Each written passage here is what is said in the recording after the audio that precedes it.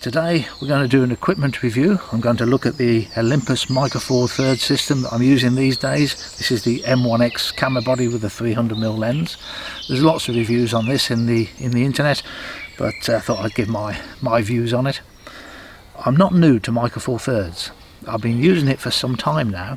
I started off with a Panasonic GH2, the worst camera I've ever owned. It was terrible. The menus were a mess. I've been photographing for 50 odd years. I almost couldn't use that camera. It was so complicated, you couldn't find the settings. There was a button on the top of it, it said ISO. You'd think if you pressed the ISO button you could change the ISO. You could change almost anything else except for the ISO. It was crazy. The autofocus was terrible.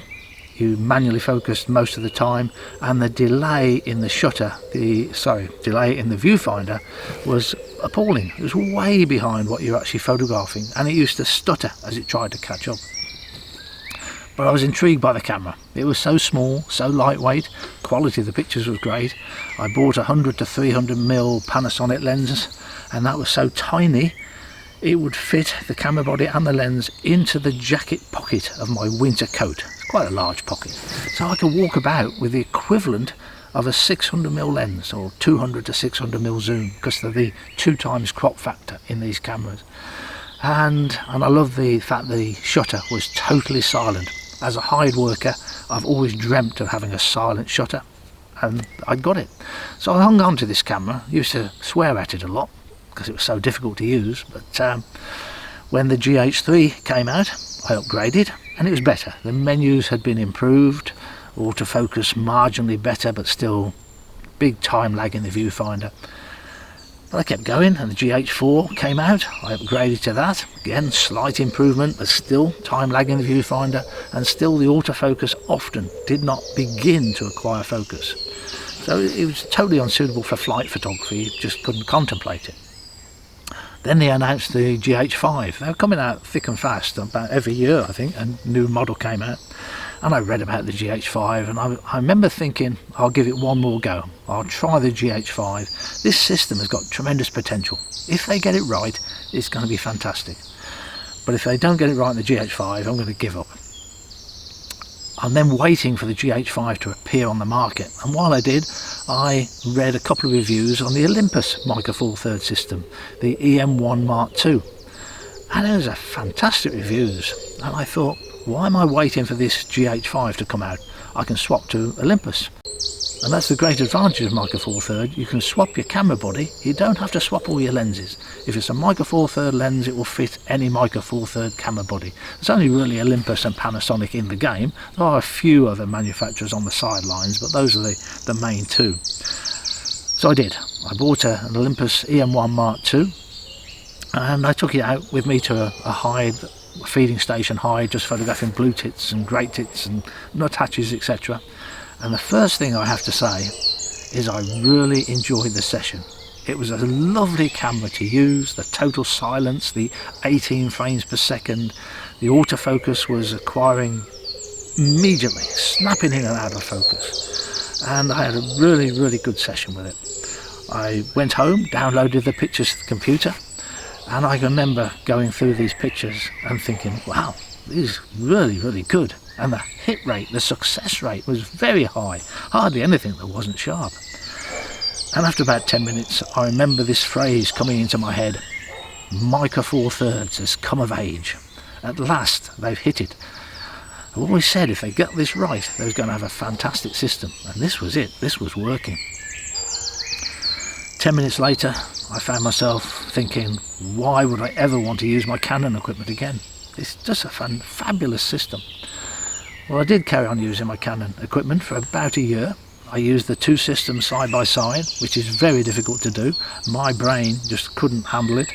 The systems are so different, the settings are different, the buttons are all laid out differently. It's very hard to use two camera systems.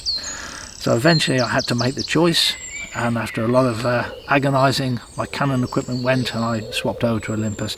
And if you really want to get into the settings, you've got to use Olympus exclusively. What would be the main reasons I made that decision? I think most people would say it's because the camera system is so lightweight and compact. This is the 300mm f4 lens with its 2x crop factor. That's a 600mm lens equivalent. That's with the M1X body on it. If I was to put the EM1 Mark II body on, it's half the size of that. It becomes such a compact, lightweight system that's the reason most people would go for. For me it wasn't. I was still capable of carrying my 800mm Canon lens around with me. I was perhaps more drawn to the totally silent shutter. As a hide worker, very important to me. I really like the 18 frames per second continuous focus, but the fact I can get 60 frames per second is just amazing. And even 60 is not enough. There's sometimes I'm thinking, oh, I wish I got 120 frames per second. When you're doing a bird in flight at 60 frames per second, you still want that picture in between the wing movements for the perfect position. The image stabilizer, 7.5 stops combined between the camera and the lens. It means for the first time ever I can handhold a telephoto lens. You couldn't handhold the Canon 800mm, quite impossible. And it means I can now go for a walk around with this over my shoulder, not having to carry a tripod. Never been able to do that before. I love the Pro Capture. Pro Capture is the ability to take a picture before you press the shutter button, and you don't get the opportunity to use that every day, but when you do, it's fantastic, and I really look for the opportunity as often as possible to make use of that. That's another feature I like. I like the super fast shutter speeds as well, up to 1/32,000th of a second. How about the ratio, the 4:3 ratio? Initially, when I first started using the camera, I used to look at the ratio and think, do I like it or do I prefer 3:2? Couldn't make my mind up, and after a few weeks I just don't notice. It just looks normal to me now. People talk about the problem of the extra depth of field you get. It is a problem, but it's a minor problem. Basically you get about 2 stops more depth of field with these cameras, and if you like those soft diffused backgrounds, you think that's going to be a problem. Just hasn't really been a problem. This reed bunting picture, the background is about 100 meters away, and whether I take that with the lens closed down 2 stops or not just doesn't make any difference. It's still a nice clean diffused background. It only becomes a problem when your background is relatively close to your subject. So on the whole, I'm really not noticing it, and I do like my nice clean diffused out of focus backgrounds. People talk about small chip cameras are noisy, so it's out of date. If I talk to people about Micro Four Thirds, there's a number of ideas they have that are out of date. People still think there's a time lag in the viewfinder. There isn't. That's gone now. It's been totally eliminated. The noise levels with small chip cameras, well, I have a Canon G16 and I can only use that at 100 ISO because it is very noisy. It's a tiny little camera, fits in my shirt pocket. I use it for sort of travel type shots. But this is amazing at high ISOs. I'm routinely shooting at 1600 ISO, and quite often I'll go to 3200. It is getting a bit noisy at 3200, but it's still very acceptable. It's always worthwhile doing the test. Whenever I buy a new camera, I always go out on a nice day, good light, and I focus on the background at infinity, and I try and pick a spot where there's a bit of darkness in the picture because noise shows up worse in dark areas, and then I put it out of focus so it's nice and diffused, and I take a whole series of pictures: 100 ISO, 200, 400, 800, 1600, 3200, 6400. Take them home and compare them. Have a look for yourself to see where does it start to become noisy. And with this camera, at 100, 200 and 400, they all look identical. I can't see a difference. When I go from 400 to 800, there's a little bit of noise creeps in. So therefore 400 ISO became my default setting. I never go slower than that. But at 800 it's still very acceptable, and 1600 and even 3200. But it's worth doing that test for yourself. As I do it for every time I buy a new camera. So you're making your own mind up about where the noise levels come in. And I do it in whole stops as well. Don't try and do 1/3 increments on the ISO, because you won't be able to make your mind up when does it change. It will be just, the change will be too subtle. You've got to do it in whole stop increments to be able to see the difference. Anyway, they're not noisy, they're absolutely fantastic at high ISOs. Overall image quality is superb. Inevitably there are some downsides, so I'll just try and go through those. I mentioned the depth of field as being one, but it's a minor problem. Batteries are an issue. I do get through a lot of batteries on these. With my Canon system, it was very rare I had to change a battery during the course of the day. I can get through 4 batteries on this. You can solve the problem by having it go into sleep mode very quickly. I have it set up most of the time to go into sleep mode after 1 minute. Then you're not using up any battery power. But there are some subjects, one I've been doing this morning for instance, where a camera has to be active the whole time, because I don't know when the bird is going to appear, and I've got to just hit the shutter when it does. If it's in sleep mode, it takes half a second to become active again when you touch the shutter button. So if it's active the whole time, the battery will last 2 hours, and then it's flat and you've got to change it again.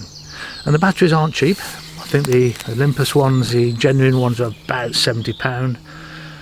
You can buy non-Olympus batteries, non-originals, and I bought a packet of 4. They're much cheaper, but they weren't lasting very long. They wasn't holding the charge.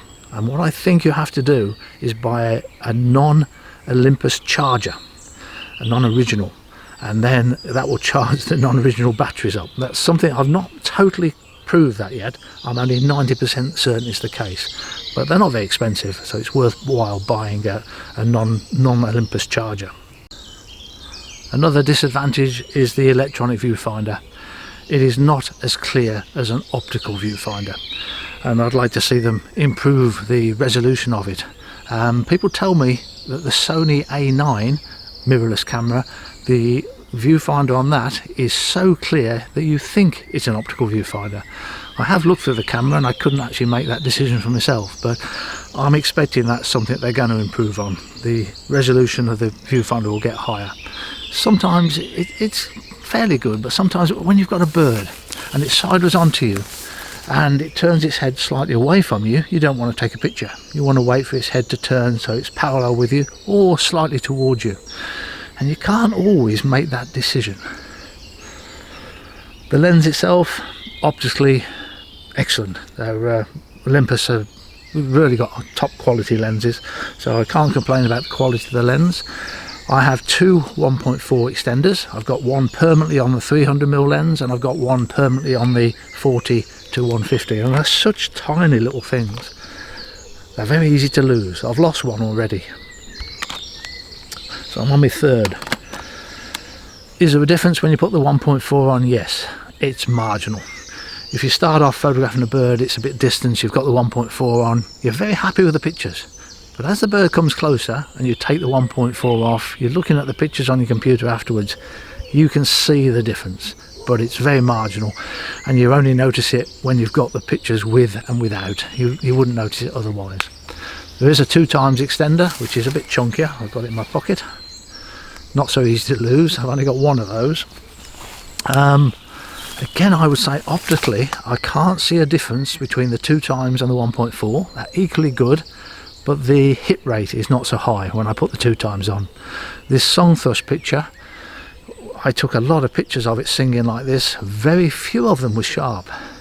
There's very little depth of field when you're using what is a 1200mm lens. I was on a very lightweight tripod. The tripod was fully extended with a centre column stretching right up as well. So I was pushing the limits, but the success rate does seem to go down when you've got the 2x extender on. But when it's right, optically it's very good.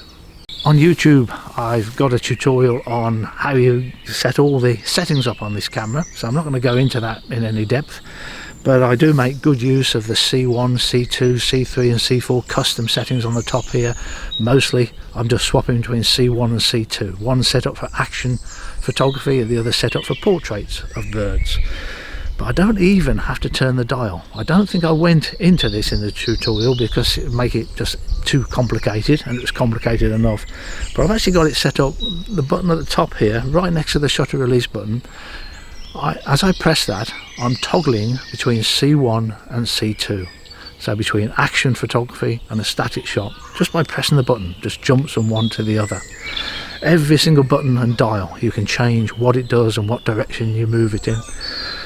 It's a fabulous system, really enjoying using it. What I'd like to see is a much sharper viewfinder.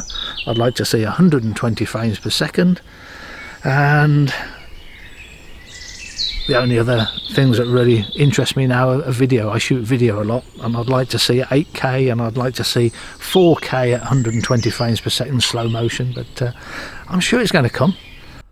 I do believe if I'd have waited for the Panasonic GH5 to have come onto the market, I would have been as equally pleased as I am with the Olympus system. People that own the GH5 tell me the autofocus is drastically improved. But Micro Four Thirds has really been a good decision on my part. I'm really enjoying using it, and it's brought in a new interest as well. I'm really enjoying shooting video clips now, and I'd like to talk about that in the next clip that I do.